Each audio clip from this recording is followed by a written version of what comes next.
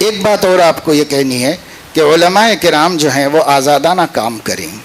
بسا اوقات بہت جگہوں پر یہ ہو رہا ہے کہ بات تھوڑی سی بعض لوگوں کو تلخ لگے گی، لیکن حقائق یہاں سب بول رہے ہیں، اس لیے میں بھی ایک اپنا 50 سالہ تجربہ آپ کے سامنے رکھنے کے لیے یہ بات کہہ رہا ہوں کہ بہت جگہوں پر علماء کو مختلف محاذوں پر کام کرنے میں سب سے بڑی مانع تبلیغی جماعت ثابت ہو رہی ہے. وہ ان کو کام مختلف محاذوں پہ کرنے نہیں دے رہی. ان بیچاروں کا اپنا ماننا یہ ہے کہ ان کے ہی ایک راستے سے آئیں. میں اس کی ایک چھوٹی مثال آپ کو دینا چاہتا ہوں.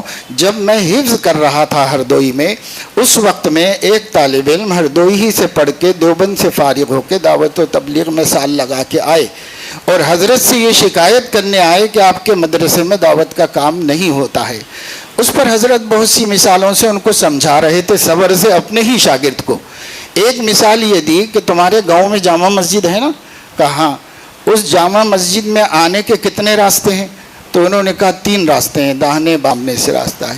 اگر عصر کی اذان ہو جائے اور اس مسجد کے اندر لوگ نماز پڑھنے آئیں، ایک راستے سے آپ آتے ہیں، باقی لوگ دوسرے راستوں سے آئیں، تو وہ جو دوسرے راستوں سے آئے وہ عصر میں شریک ہوئے کہ نہیں ہوئے؟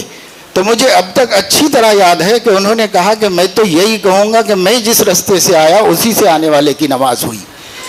یہ چیز اب بڑھتے اتنی ہو گئی ہے کہ کئی مہاراشٹر میں تو اس قدر مشکلات ہیں کہ کوئی کام کسی دوسرے کو کرنے ہی نہیں دیا جا رہا ہے.